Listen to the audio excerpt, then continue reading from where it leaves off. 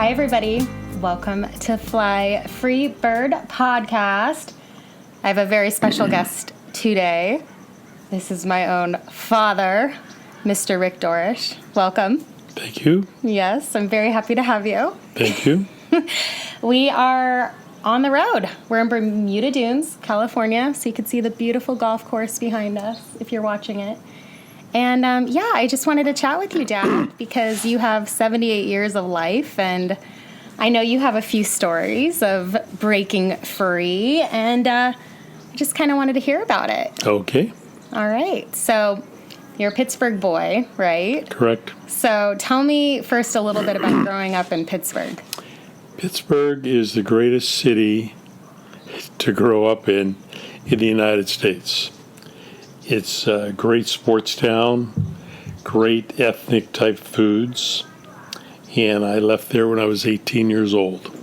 Okay, so where did you leave to when you were 18? I went to El Paso, Texas. I had a football scholarship, and I went to a place called Texas Western. Okay. In 1965-66, they won the NCAA championship in basketball. And the team was almost entirely black. And that year they played Kentucky. Pat Riley, Dan Issel played for Kentucky. We had guys like David Lattin, Bobby Joe Hill, Willie Worsley, Harry Flournoy that played for Texas Western. I was on the football team, and there was 103 guys. 23 of us were from the Pittsburgh area. Oh, wow. And since the football dorm, called Miners Hall, was filled with its capacity, they stuck Dennis Matthews, who was 6'4", 280, which was huge in those days, from Greensburg, Pennsylvania, just outside of Pittsburgh, in Burgess Hall. We lived in the basement with the basketball team. All the guys were black, and we were the only two white guys. After 2 weeks, we were like their brothers. And we watched every home game, all the away games on TV. It was just a phenomenal year to be part of that team. As for football, we had a freshman team. I started at linebacker, had a real good chance to play the following year. But while we were practicing to play TCU, who that year beat Texas, I tore up my knee when the season was over, waiting for the bowl game. So back in those days, you lost your scholarship if you got injured. You couldn't play. And being 5'9", 220 pounds with a 32-inch waist, I was pretty fast for a white guy. Now, I only weigh 200 pounds with a 40-inch waist. So after being there a year, I got 30 credits. I transferred to the University of Ohio in Athens, Ohio, because Ohio University the following year played Penn State. And my high school coach, Bob Phillips, went to Penn State to be the offensive coordinator under Joe Paterno. So I wanted to show him that this little short, fast white guy could play football. That year, Ohio University was 0-10. I go there, I practice with the team, working out, bust up my knee again. Oh. The good thing about it kept me out of Vietnam, which I didn't believe in. And I went back to Pittsburgh, and I got a construction job and making a lot of money. But I'd go to all the University of Pittsburgh frat parties because my buddy was the president. After a while, a lot of the fraternity brothers said, "Hey, what's this guy doing here? He doesn't even go to school here." So I ended up taking one class at night so I could go to the frat parties. Then in October of 1968, I moved to Newport Beach, California, came out here in a Volkswagen, that I bought brand new for $1,950. First place I lived was right on the water in Newport Beach. My first job in Southern California was a construction job, since I did construction in Pittsburgh to make money. And I'm not prejudiced, don't get me wrong. I was the only white person on the construction crew of 12 guys. Most of them couldn't even speak English. So finally I got a job at the Balboa Bay Club in Newport Beach. Very exclusive club. And I had $10,000 cash. Working there, met a lot of members, and they said, Rick, go back to college, get your degree, and we'll give you a big-time job. You'll get great jobs. I had like 4 or 5 job offers. And so I was taking 21 hours a week. 21 units. And I needed a few classes, so I went to Orange Coast College temporarily. And then after I finished those classes, I was in a hurry to get my degree. So I went to Cal State Dominguez Hills, which is up in LA in the Torrance, Dominguez Hills, Compton area, and took 21 units. Got my degree, had 4 or 5 job offers, and a gentleman named Jack Sullivan, who was very close friends with Vern Underwood Sr., who owned Young's Market, gave me a job in the liquor business. My first interview was with the owner of the company. Young's Market at the time was the biggest liquor company in the United States. And Vern said to me, after an hour, he said, the job is yours, but you got to interview with my son, who's a good guy, and then the vice president and the general sales manager of the company. And he said, no matter what they say, the job is yours. His son was a nice guy. The VP and the general manager were very, very tough individuals. If I didn't talk to the owner at the beginning, I would have never got the job through these 2 other guys. So in 1971, I started with Young's Market Company up in Ventura, Oxnard, Simi Valley, drove 150 miles a day. And I hated it up there. I said, what's it going to take to come back to Orange County? And he said, make your quotas, make your placements. So I'd work 12 hours a day. Wow. And so eventually, after about a year, I came back and had Westminster, Huntington Beach, Seal Beach, and Catalina. After about another year there, I got Newport Beach, the most prestigious territory, maybe next to Beverly Hills, in the liquor industry. I spent probably 8 or 9 years in Newport Beach as a 24-year-old, made Salesman of the Year in 1974 out of 125 salesmen. But I wanted more, and I wanted to make more money. So one of the members of the Balboa Bay Club, a guy named Sterling Wolf, had a lumber company. He was a lumber broker. Him, his father, his brother, and about 3 salesmen and myself. I went to work for him for a year, and it was tough. They gave me 22 unsold accounts. I sold 20 out of the 22 unsold accounts.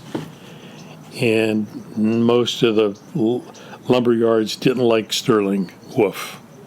Sterling did a lot of unethical things. I don't know if I should be mentioning names or not. And eventually a lady named Michelle, she was the buyer of Reliable Lumber, which was the biggest lumber company in Southern California. One in Huntington Beach, one in Temple City. I took her out to lunch every Friday at Francois, a very high-end French restaurant. Mm-hmm. She says, why are you working for this guy? You could be making so much money. She eventually gave me a barge load of lumber. Normally when you sell lumber, you sell a truck and trailer, which is about 20,000 board feet. A rail car that you see full of lumber is 60,000 board feet. A barge is usually 2 to 3 million board feet. So Michelle said to me one day at lunch, she said, Rick, you must have had one heck of a commission check. And I said, you know what? No, he pays me a salary. Oh, man. Gives me a little car allowance and a small expense account. And I used it on Michelle, and we had no relationship. She was married. She was a little bit older than me, a few years older. She said, that's absolutely ridiculous. You should have made at least $50,000 or more. Wow. Off that barge I gave you. Says, you need to work for another company. So I went to work for 2 other companies, and it was tough. I made a little more money, but it was very tough. And after about a year and a half in the lumber business, 3 different companies, I got married in 1978 to Katie's mother. And she said, you should get back in the liquor business. You're not happy in the lumber business. So I got back in the liquor business. I believe it was, got back in 77. And they said they would give me a territory. My old company would hire me back, but it was going to be a couple of months. So in the meantime, I'm bored. I wasn't hurting for money because I've done very well in real estate in South Orange County. I had 3 pieces of land that I owned in Coto de Caza, and I had 2 brand new houses that I bought, one in Riverside, one in Santa Ana that I rented out, and I lived in Newport Beach, a house that I had bought, blocked from the water with 2 roommates. So I was very, very good managing my money. So next thing you know, I'm back in the liquor business, and I said, I'll drive a truck. I'll do anything. I'm bored. I need to do something. I said, you'll drive a truck? He says, come down tomorrow. They gave me downtown L.A. They gave me around the Coliseum. They gave me Watts. I was all over the place for about 3 months. So then eventually, the territory I was supposed to get was Manhattan, Hermosa, and Redondo.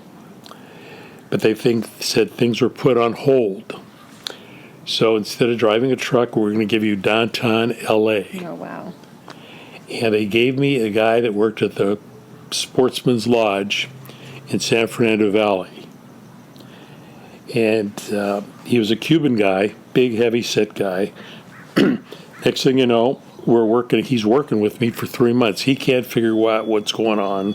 I'm not supposed to say anything to him because it was a big account of Young's Market, the Sportsman's Lodge in San Fernando Valley. So I didn't know what to do. But we became very close. We ate at the Pantry restaurant downtown, which everybody knows. The mayor of Los Angeles used to own it. And we had to eat dinner a couple nights a week. Of course, I was newly married, but we didn't have any kids. My wife was working and this and that.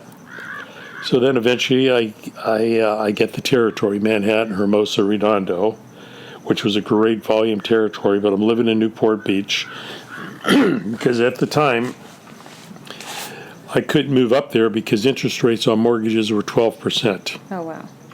But CDs at the time, if you had $10,000 or more, were paying 16%. Wow. Which was huge. So I made the commute back and forth for about a year and a half. Then my son was born, Brian, in 1980. And when I'd get back to Newport Beach at 8 o'clock at night, my ex-manager, Frank Ferrantino, would say to me, Rick, come to work for me at a different company called NDC Distributors. At the time, there were 12 major distributors. Young's was number 1. NDC was probably number 3 or 4. And I said, the only way I'd come back to work for you if you gave me Newport Beach plus gave me High Time Liquor. And High Time Liquor is one of the biggest liquor stores in all of California. And Fritz Hansen was the owner with his 2 brothers. And his daughter, who was 16 at the time, used to work at the store. And now she's in her 60s. still working there, still doing great business, still remembers me when I come in. And so I did that and worked there at NDC. And then my mother and father, my mother wasn't doing very good health-wise. So at the time we had 2 kids. We had Brian and Katie. They were, I think, 2.5 and 6 months. We moved back to Pittsburgh. So as we're moving back to Pittsburgh, we took a journey across the United States, and I wanted to go through El Paso and show Sue where I played football at the Sun Bowl, and went through Texas. We saw some friends in Dallas, went to New Orleans, and then we went up through Tennessee and stopped in Graceland and went to Hershey, Pennsylvania, and then back to Pittsburgh. At the time, I wanted to buy a bar, tavern, bar, restaurant in Pittsburgh. The ones we could afford, we couldn't afford. I mean, the ones we could afford were in areas that I wouldn't want my wife to go to. I see. Very bad areas of town. So the ones we couldn't afford, we couldn't afford. So all of a sudden, after 6 months, so back there, I worked at a Mercedes dealership. Never sold cars in my life. The only Mercedes dealership in Pittsburgh. Worked there 6 weeks. It was the most boring job I ever had in my life, working at a car dealership, even though it was the only Mercedes dealership in Pittsburgh. So I got a job with a food service company, selling food, but my territory was West Virginia and Ohio. So I did a lot of driving. Then eventually my ex-boss calls me, and he says, we have an opening. Under me, you'd be the assistant branch manager for NDC in Anaheim, but not only do we cover the whole Anaheim area or Orange County area, we're going to cover the Riverside, San Bernardino, and Palm Springs area. So I was so excited. We were back in 2 weeks. Wow. And we had a house in Newport that we rented. And we eventually moved back into my little house in Newport. And then we had a third child, Amy, who was born in 1984. So we had 3 bedrooms, but the house was too small. So we moved to Irvine, got a big 3,500 square foot house in Irvine. And then I switched companies. I became an account executive. What an account executive does, they call on the major supermarkets like Ralph's, Vons, Alpha Beta, etc. For example, at Vons, I had 359 accounts.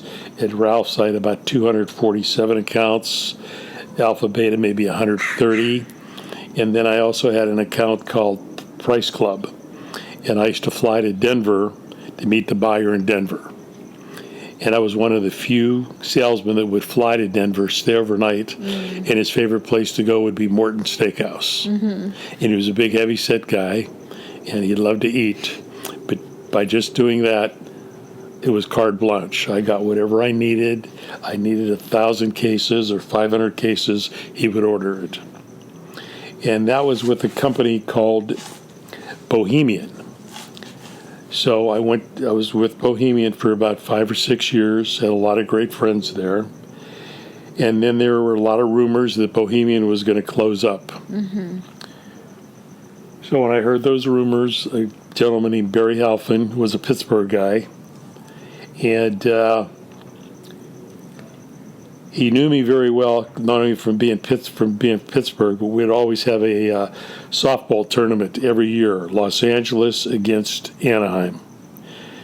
We had about 18 salesmen on our team. They had over 100 on their team.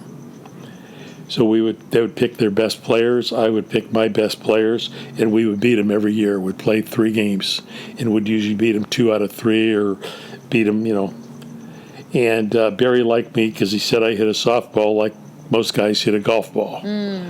And so we became good friends. A lot of people didn't care for Barry because he was a very tough, strict person. And then eventually, Bohemian went out of business. All these companies are going out of business. So I go to work for Southern Wine and Spirits in 1991, February, as a chain account executive. There's a group of 4 of us, a guy named Stan Ferreira, who used to be the vice president of NDC, and he knew me from my Newport days, and he hired me. And I was there for 3 years, did very well, made a lot of money, and we decided in January 1st of 1994 to move to Portland, Oregon, because Sue had 2 brothers, a sister, and our kids had a lot of cousins up there. So we moved to Portland, Oregon, and I looked for a bar up there. And for the first year, I really didn't work. I did baseball card shows. I had one of the biggest baseball card collections, football cards, of anybody in the Portland area. I would do a show once a month at one of the malls and make $3,000 to $5,000. And then eventually I'd go to Seattle, the Tacoma Dome in Tacoma, and do shows up there. Excuse me. Before you go on, you have told me before kind of the cute story when you were a kid, how you collected those baseball cards. Yeah. Yeah, okay, here's the story how I collected these baseball cards. My grandfather, on my mother's side, worked at the railroad in McKees Rocks, Pennsylvania, just outside of Pittsburgh. He would take me to the bars, all the bars in McKees Rocks, which were many. And he'd have a shot and a beer. He'd buy me a little 6-ounce Coke, a little bag of potato chips or peanuts. And all his buddies from the railroad would give me a quarter here, 35 cents here, 50 cents here. So while they're drinking, I'd go to the grocery store. And baseball cards then came 1 card per pack with a piece of gum. This is back in the early 50s. And how old were you then? Oh, probably 6 or 7 or 8. Wow. So I'd come back with 75 or 100 baseball cards, all wrapped up. Wow. So we'd go to the next bar. Same thing. They'd buy me a Coke, little bag of peanuts. My grandpa would have a beer, a shot of whiskey. I'd accumulate maybe $1.50. Wow. I would run away, go to the local different grocery stores, and I'd buy 150 baseball cards. And then eventually, one day when my dad knew I was moving to California, he boxed up these cards. There were maybe 20,000 cards. Wow.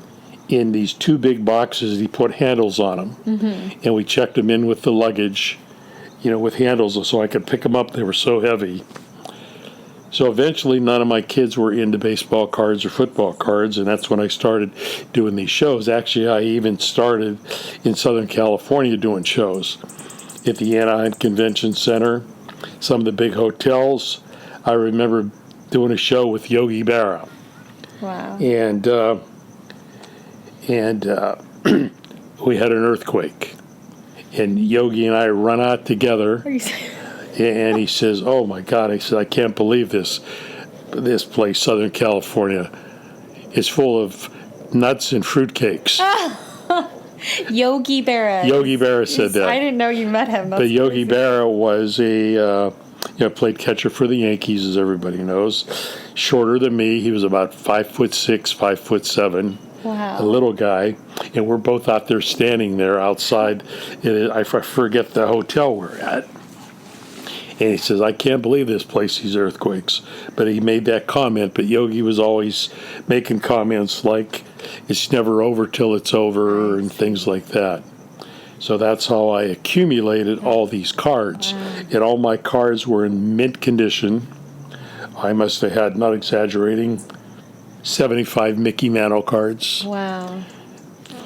Probably the same amount of Willie Mays, Roberto Clemente, Hank Aaron. It was amazing. What was the most you ever got for a single card? Oh, $300-400. Wow. Back then was a lot of money. Yeah. Now they're worth a lot more. I never had the 1952 Mickey Mantle rookie card, but I have the reprint series, which I still have, and which is probably worth X amount of millions of dollars if it was in mint shape. Wow. But I do have the reprint series, which I bought for $50. Now the current value is about $500. Okay.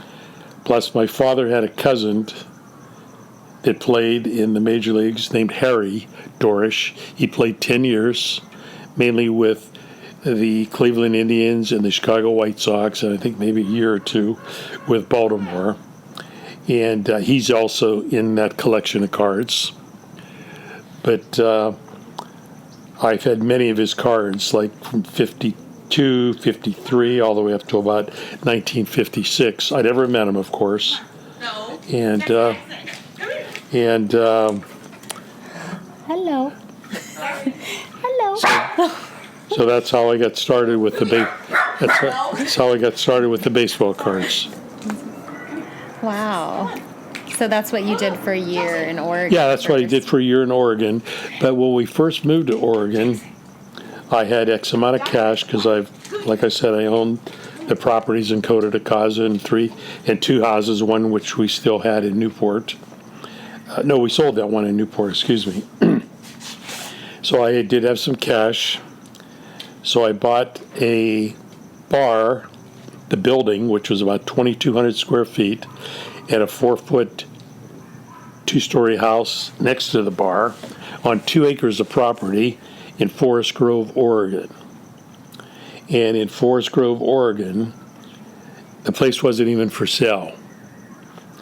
And I bought the place for the property and the two businesses for $251,000 cash. Wow. Which was a 16.5% return on my money. Wow. So the bar was paying me rent. The people living in the house were paying me rent. So I supported my family of 3 kids and a wife on the money I got, plus the baseball card shows once a month. And it was a great location in Forest Grove, across the street from a strip mall. There was a Safeway and about 20 businesses. And down the street was a university called Pacific University, but it's not the one in Northern California. This school was noted for optometry and sports medicine. And I would have specials at the bar. We had the bar for about 7.5, 8 years. 7.5, and I'd have specials a couple nights a week, and the place was packed with college kids. And I had poker machines, and it's amazing what I made off the poker machines, 5 of them. And so we made a good living, and after about 8.5 years, Katie's mother wanted a divorce. We grew apart.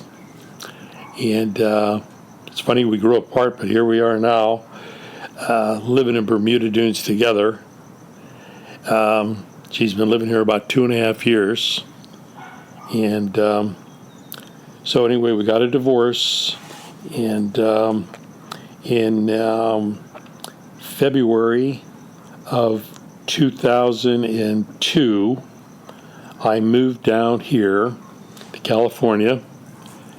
And Sue stayed in Oregon till Amy graduated. And Brian was already down here. And I saw every one of Katie's softball games. She played softball for 2 years at Chapman University. She was the fastest girl on the team. And she did very, very well. But after 2 years of playing softball, she said, you know what? What is softball going to give me? They make us work out during the off season. She says, I'm going to move to Newport Beach. She had 3 roommates. They lived about 2 blocks from the water. She got a job at a restaurant making, $100, $150, $200 a night. And she was having a ball. Well, So the main thing about softball is I just wasn't having fun anymore. No, there was no fun anymore. Yeah. There was no fun anymore. And you didn't need all those workouts and things afterwards because, you wanted to have fun. I wanted to enjoy life. Right, enjoy life. And she moved to the city where her father was a liquor salesman for almost 10 years. Where I was born. And where you were born. And where I got my start at the Balboa Bay Club, one of the most exclusive clubs in Newport Beach. So, so then...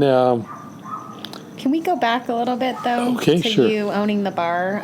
Was that always a dream of yours? Yeah, it was. It was always a dream because of my grandfather. I see. Going in all these bars when I was 6, 7, 8 years old. And back in Pittsburgh on Friday night, they would take the families out to dinner to have fish or shrimp. Okay. And fries. And that was the big deal in Pittsburgh, a fish sandwich. I see. Or shrimp, fried shrimp. Coleslaw. I mean, it was great. Everybody would go. Yeah. Then you'd go to all these different bars, and they had dining rooms in the back, away from the bar, and they were packed. Right. And I enjoyed that. We knew a lot of people when we went. My desire, my whole life, was to own a bar. Wow. And the bar I owned for 7.5, 8 years, I enjoyed it. Yeah. We knew everybody. We were like family. It's amazing the people up there that would help me out and do things for me. And, yeah. Was it everything that you hoped for? Yeah, but it was a lot of work. We didn't have that big of a staff. Sue worked there, my wife, ex-wife, 2 days a week just so she could handle the money because we made a lot of money off the poker machines. And you had to go to the bank every day and make deposits. We were broken into 2 different times. And luckily no robberies. No one ever got hurt. No one ever got robbed after they locked up. Just break-ins. But we had a lot of freedom because every time you had a sporting event or Amy had a soccer event, and I know Brian played 3 years of Little League baseball, but he played it in Orange County. All the parents were jealous. How could we be there every day where they had to work? Right. So we had our own business, and it was nice. Yeah. And I enjoyed it. And woulda, shoulda, coulda. Yeah, I should have kept the bar. Right. Should have stayed up there. I made enough money that I could have flew my kids up once a month to visit me. They have a lot of friends. But I wanted to be in Southern California with my 3 kids because I knew my youngest daughter would be back down there. So my company hired me back, Southern Wine and Spirits, and they never hire anybody back. Once you leave, they don't hire you back. What do you think it is about you that they... Well, there was a guy named Bernie Selmanson who ran the bar division, and Bernie and I have known each other for years. And Bernie knew I was a good restaurant man, good bar man. I made my calls. I wasn't the best wine guy in the world, Right. but I knew enough to get by. And so Bernie says, in May, we've got a territory available. So in May, my territory is Catalina, which I went every Wednesday, and most of Long Beach, which wasn't bad, living in Newport. And I enjoyed it. I worked there about 1.5 years, and then I got to meet the manager in the Palm Springs area at a function, and he tried to talk me into moving to the desert. He said he was going to have a territory open. He said the price of homes here are, 1/3 of what they are in Orange County. He said, you love it there. You don't have to wear a tie. You don't have to wear a sports coat. You can't wear shorts or jeans, but, casual slacks, casual shirts. So I decided to come down here, and before I got the territory, I knew I was going to get it. I bought a house in Cathedral City, beautiful house, turnkey, on a cul-de-sac, great families, but I didn't care for the area. Mm-hmm. So the old adage is, before you buy a house, you go to the local supermarket, and you shop the supermarket, and you see what the clientele are like. I didn't do that. Mm-hmm. Should have did it, but I didn't do it. So it took a year to sell the house. Finally sold it. Then I moved to Bermuda Dunes, and instead of buying right away, because all the country clubs here, a lot of country clubs, huge homeowners associations, huge, anywhere from $800 to $3,000 or more a month. And I didn't want that. So I found this condo, 2,220 square feet, on a golf course in Bermuda Dunes, 3 bedrooms, 2 baths, 2.5 car garage, and my rent was $1,500 a month.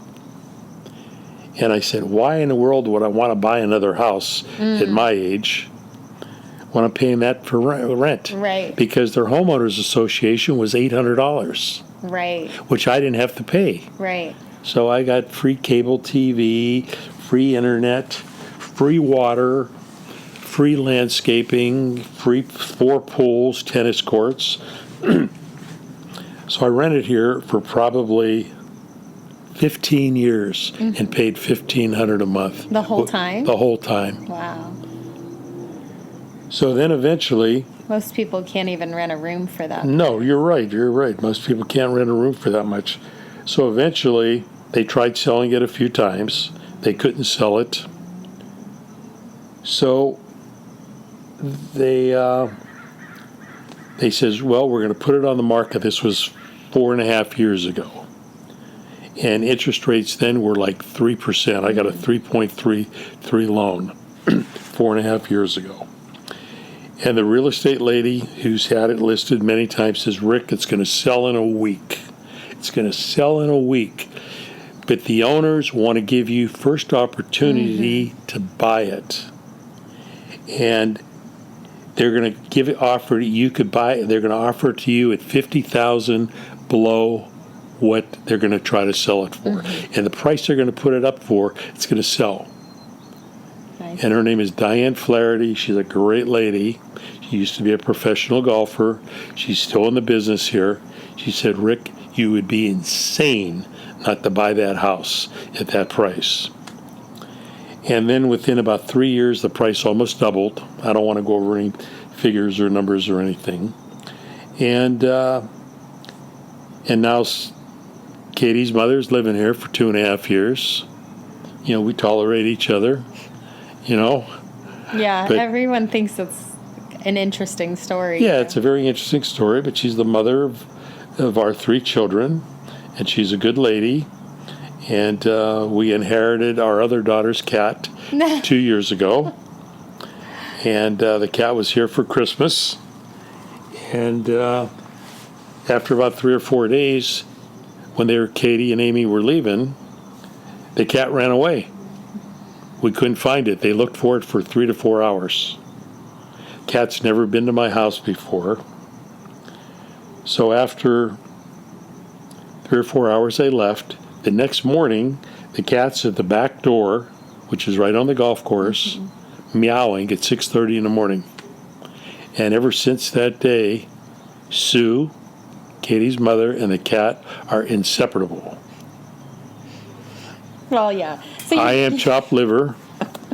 Cat wants nothing to do with me, but when Sue leaves, and Sue does go to Orange County and takes a few vacations, the cat, after 2 or 3 days, will jump on my bed or jump on my lap and give me attention. Lucky guy. Lucky guy. And unfortunately, about a little over a year ago, on August 15th, I had open heart surgery. Never had a heart attack, but I had chest pains for probably 3 or 4 months. I play a lot of poker because I retired 5 years ago in 2020, and so I play poker about 3 or 4 days a week. I'm not saying I'm a good poker player or a bad poker player. I'm average, a little above average. It's your girlfriend. But yeah, The casino. The casino's my girlfriend. You know, I'm too old now to chase women anymore. So that's my enjoyment, and I have a lot of acquaintances there, a lot of good friends there, and have a lot of fun. Mm-hmm. And I really enjoy it. And but I had open heart surgery on August 15th of last year. And first of all, they went through my wrist to see if they could put a stent in, I guess you call that. They said, no, you got massive blockage. We got to do open heart the next morning.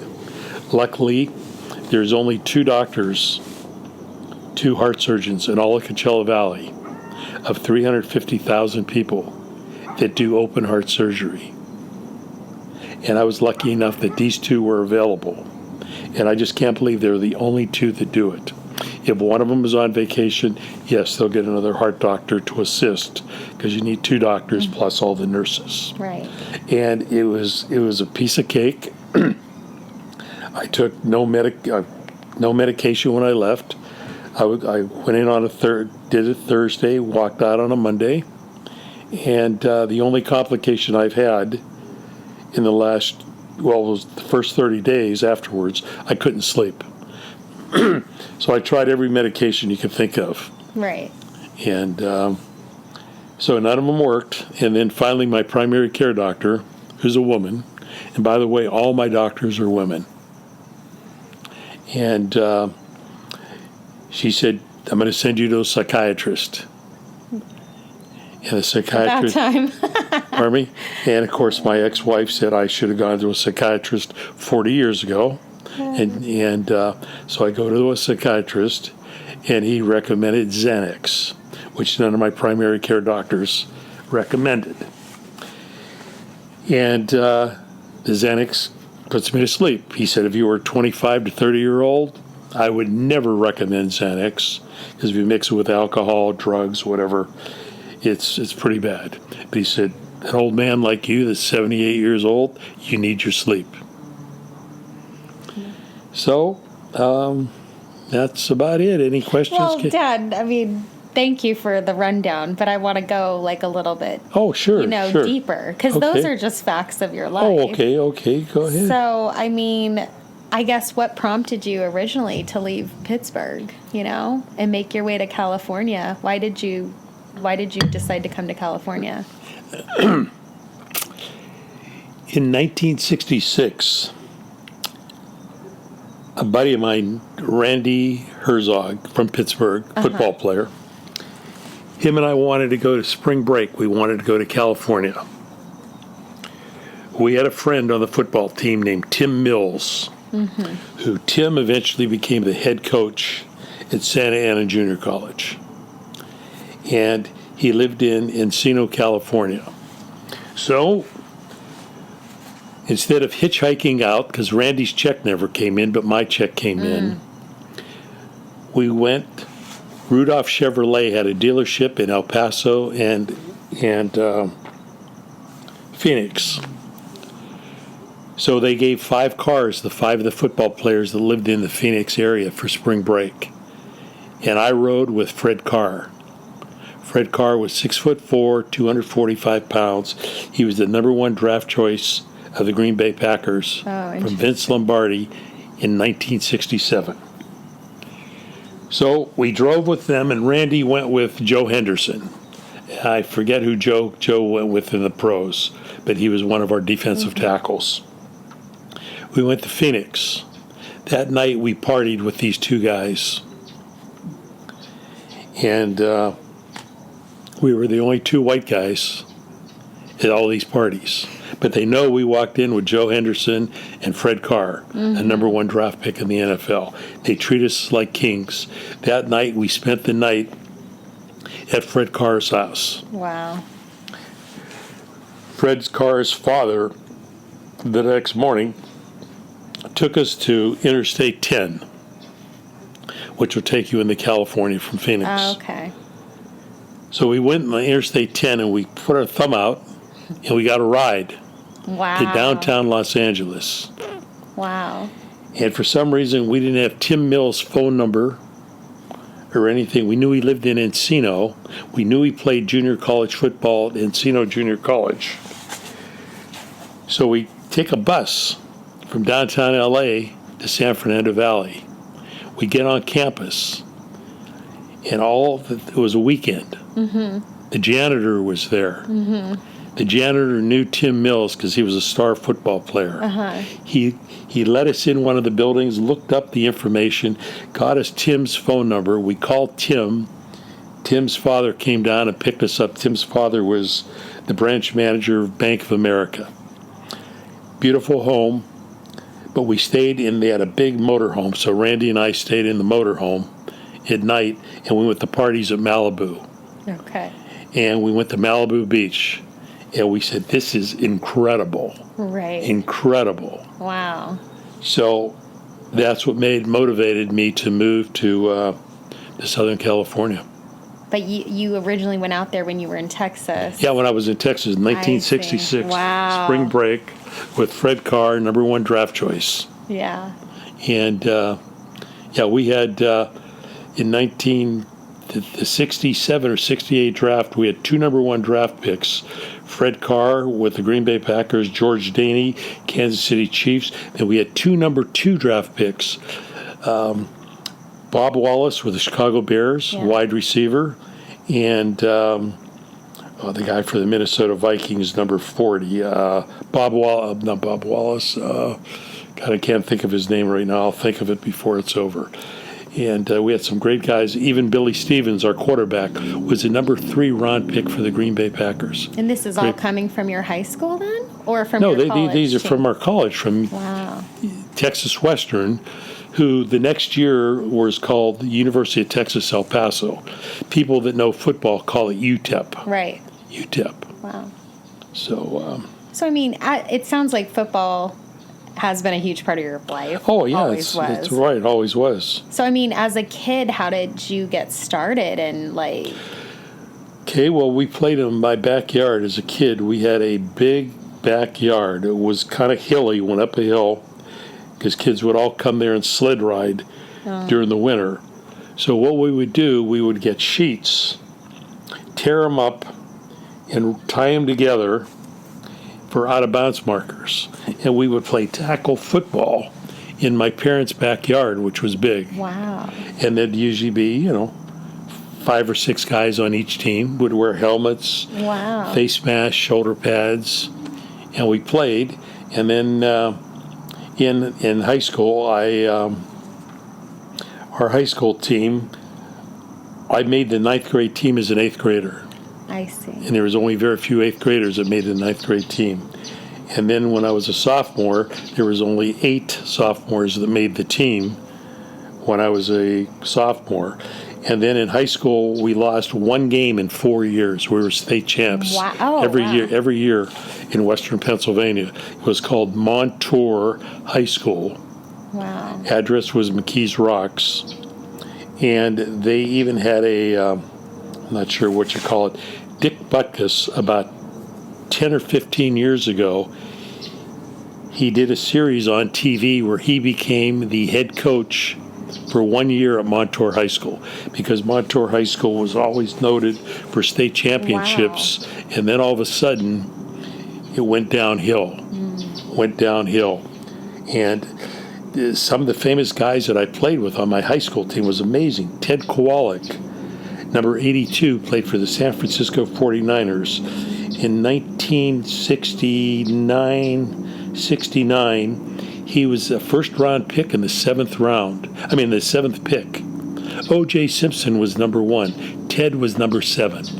But I knew Ted all the way through, grade school, high school, except. And then we had 2 defensive backs, Chuck Burkhart and Dave Havern. They were next-door neighbors. Mm-hmm.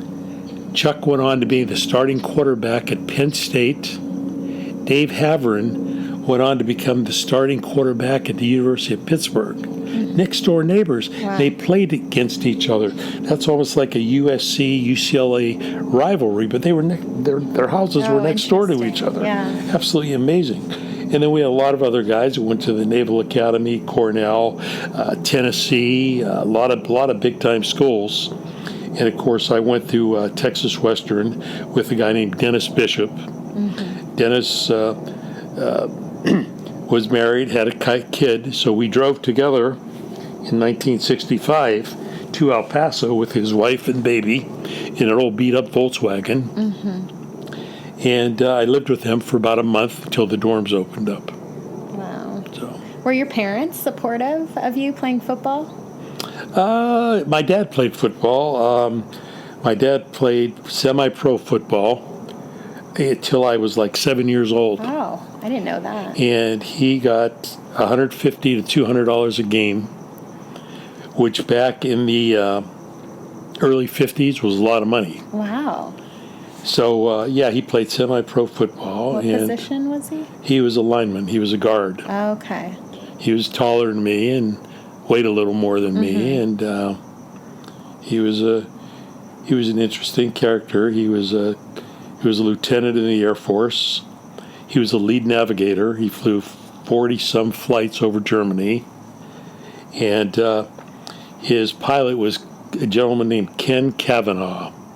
Ken Cavanaugh played for the New York Giants. Wow. So for 2 or 3 years, I'm a little kid. They would stay at the Hilton Hotel in Pittsburgh. The Giants were in town. My dad and I would go to the room.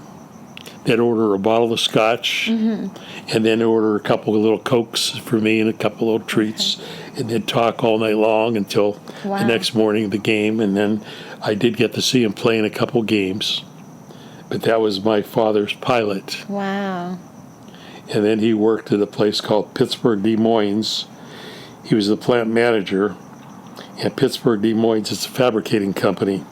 They would construct bridges all over the world. Right. They'd make the parts of the bridges, the railings, the whatever needed to construct a bridge. Because he did go to Carnegie Mellon, which back then was called Carnegie Tech, to call a very engineering school in Pittsburgh. And a lot smarter than me. And my brother got all the brains from my father. No.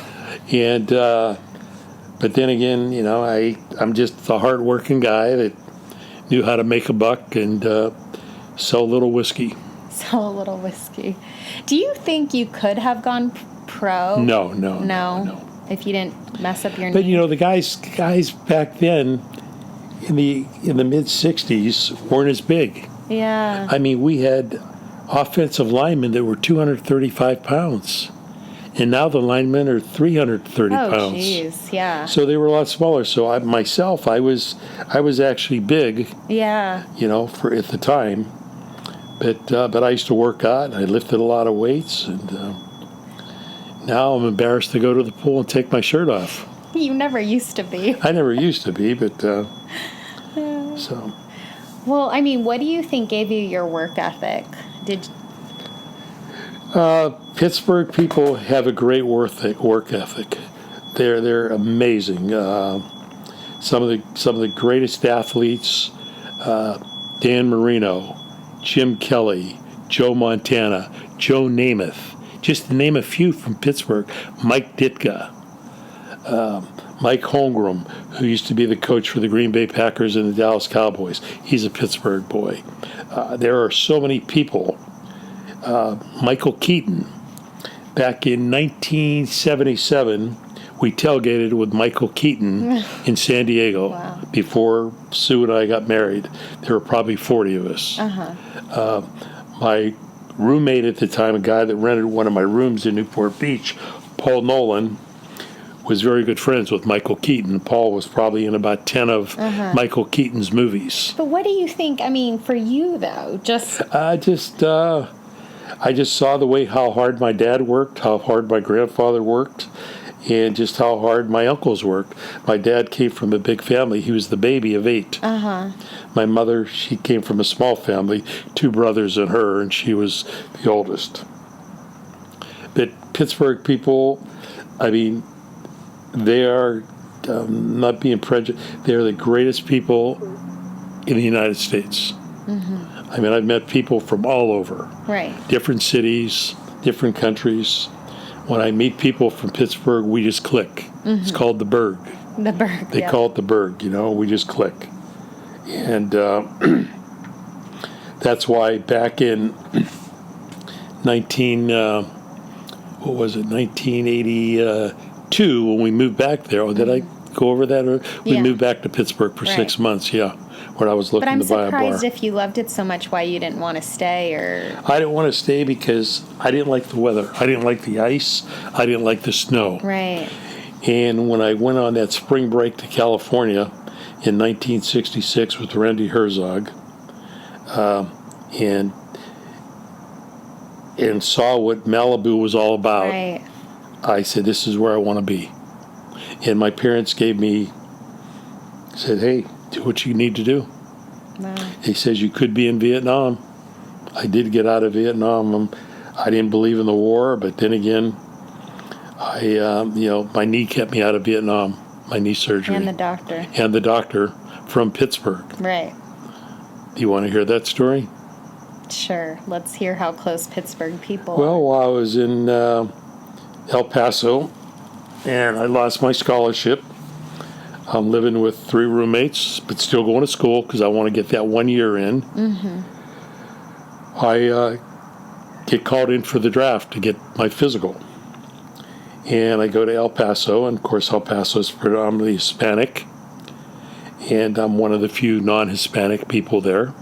And after going through all the local stations where they check your body out, then you walk through one main room, in one door and out the other door, and you see the head doctor. And he said to me, Pittsburgh, huh?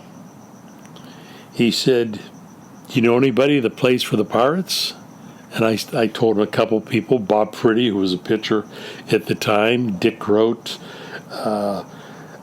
Dick Stewart, Roberto Clemente, of course. I could name the whole starting lineup because I went to the 1960 World Series when I was in the 8th grade. So I go through there, and he says, wow, McKee's rocks. He says, do you want to go to Vietnam? And I says, I'm going to be honest with you, no, I don't. I said, number 1, I got a bad knee. Number 2, I don't believe in the war. And he says, okay, kid. He says, you're one why. You're lucky you're from Pittsburgh. Wow. Because us Pittsburgh guys stick together.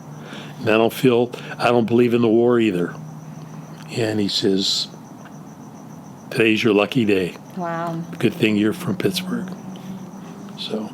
I mean, it's interesting because there's been multiple times where I think you even feel like, why are you even here? Just with your age, you're 78, your parents didn't make it that far. My dad died at 69, my mother at 62, and my father at 64. Yeah. And I mean, just my younger brother, he was 6 years younger. Yeah. He died when he was 64. Yeah. So there got to be a reason. Somebody up above wants me around for a reason. Right. And then again, there has to be a reason why Sue moved in with me. Because we do have our differences, but we do care about each other, and we care about our 3 kids, our family. And so I'm shocked. I'm shocked I didn't die of a heart attack, because they said with as bad as my heart was, if I would have had a heart attack, I would have been gone. There'd have been about a 2% chance of surviving. Wow. So now they said with my heart, who knows how many more years I could live if I take care of myself. So I guess with however many more years you have left, what do you want out of the last of these years? You know what? I mean, I do have some other health issues that I don't want to go into. I mean, I'm a diabetic, and I got another situation that I don't want to talk about. I'm happy living here. I really don't care about going on any more vacations. I've been to Europe 3 times. I've been to Brazil once. I've been to Costa Rica.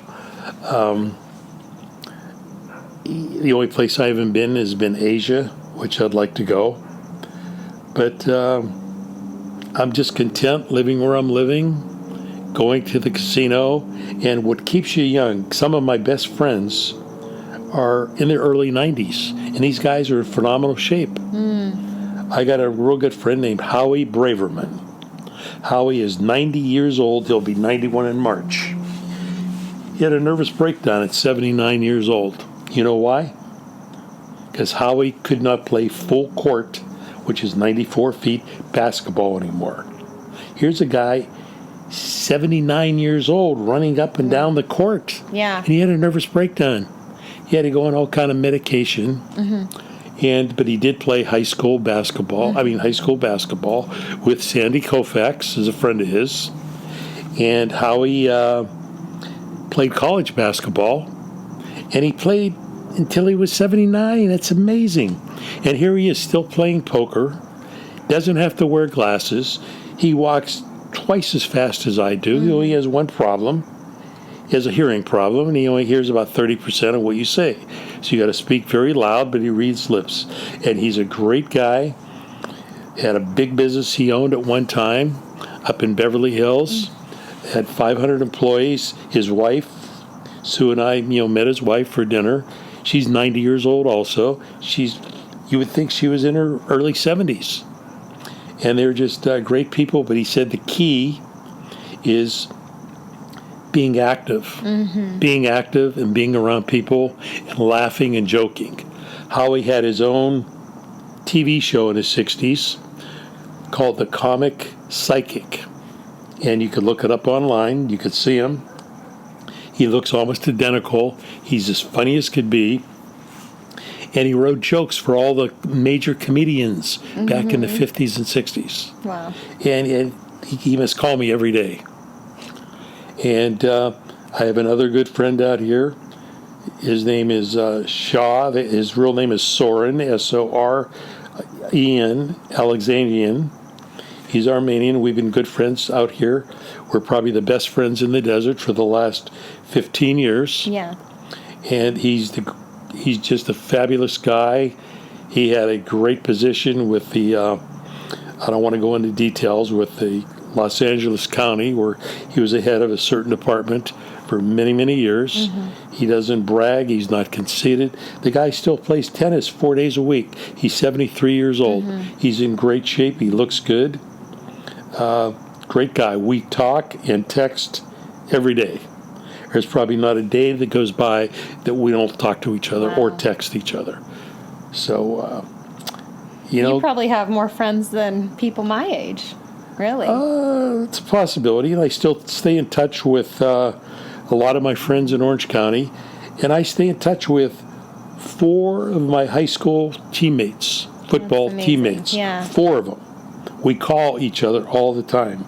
And what's sad to say, on our high school team, I graduated in 65. My last year of playing football was in 64. When I was a sophomore, 2 years ahead of me. Then when I was a senior, 2 years behind me. So we're talking 5 years. 13 of us from those teams are gone, are no longer alive. And I won't mention any names, but there's 4 of those guys that were superstars. Superstars. Not Ted Kowalik, he's still alive, thank God. These other guys went to major colleges. You think they were invincible, you think they were Superman. And for some reason, God wanted them before their time. And they died quite a few years ago. Wow. Shocking. And here I am at 78 with my health conditions and open heart surgery and diabetes, which is semi under control. He's keeping me here for a reason. I don't know what it is, but it got to be a reason. Are you glad to be here? I'm glad to be here, but if I go tomorrow, you know what? I lived a full, exciting life, and once you get, in your 70s, every day's a bonus day. There's no guarantee for any of us. Right.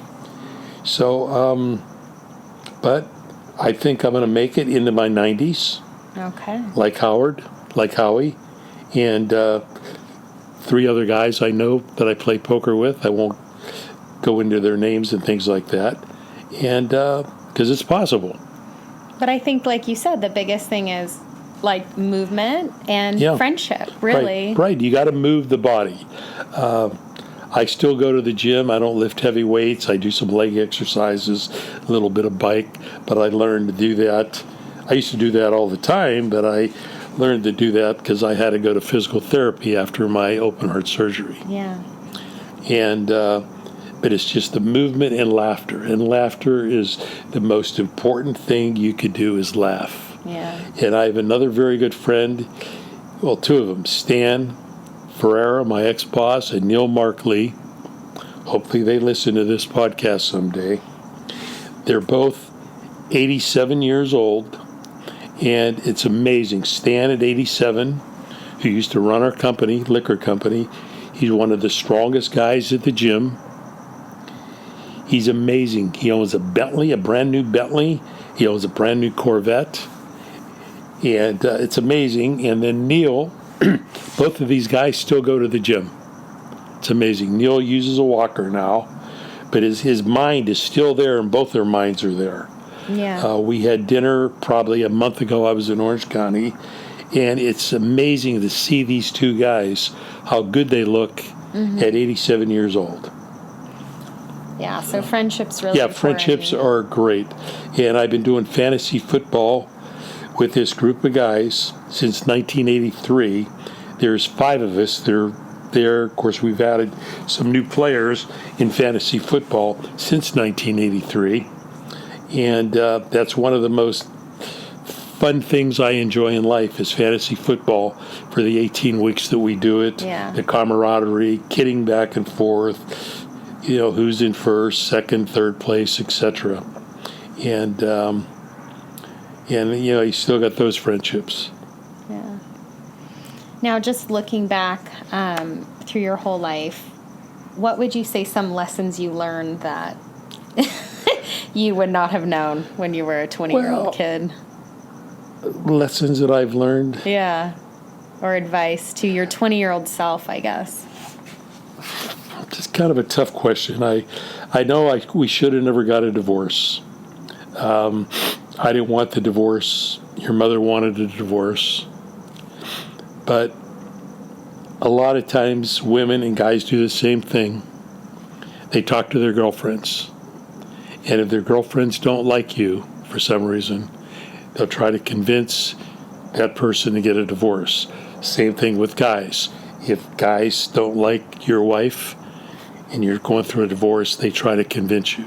I wish we would have never gotten a divorce, but here we are, married for 23 years, divorced for 23 years, and now back together for 2.5 years.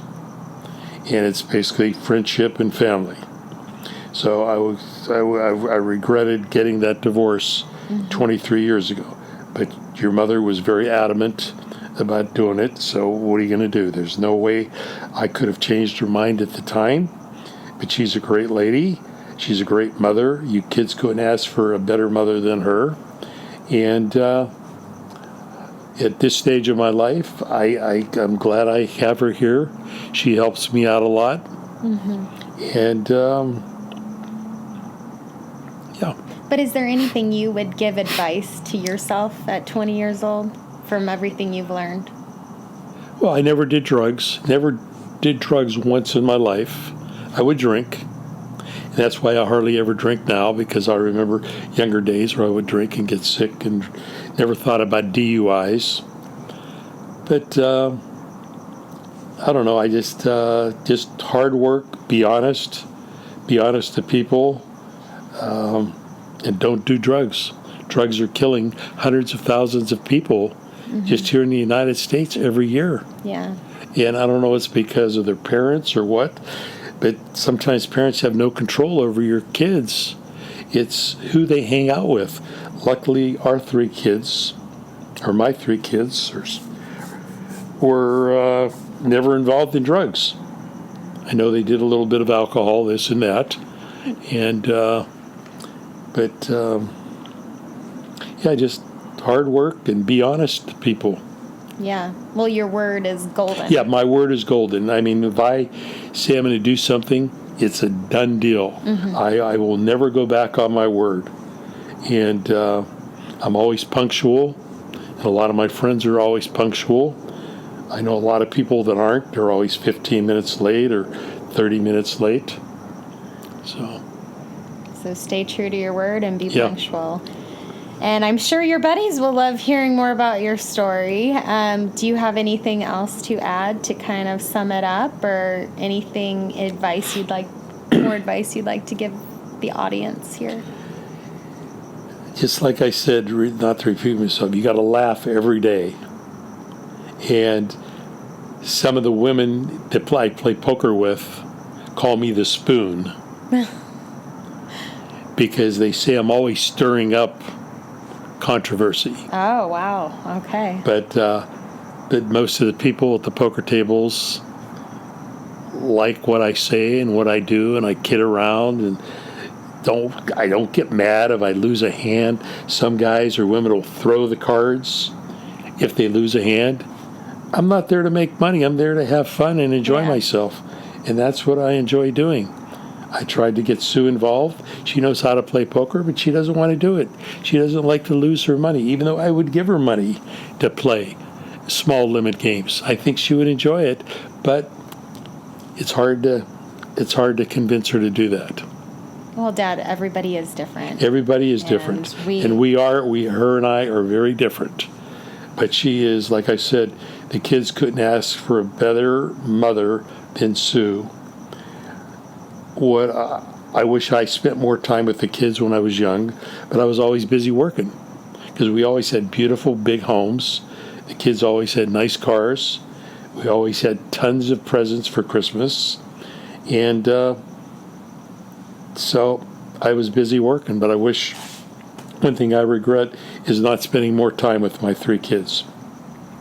Even though Katie, I spent a lot of time with her because we saw every high school sporting event, softball for 4 years, basketball 1 year, soccer a couple years, and then the girls even had flag football 1 year, and she was the leading scorer. She scored like 5 or 6 touchdowns. She ran around all the other girls. They couldn't catch her, and the stadium was full, and it was unbelievable. I said, man, if she was a guy, she'd be in the NFL. Right. But she's enjoying her life now. Retired when she was 40. She does podcasts. She's writing a book on her trip to South America. She dog watches in Newport Beach and Corona del Mar, and very wealthy homes, and enjoys her life. And has probably traveled to more than 40 countries, and is going to, I just heard today, she's going to South Africa in April.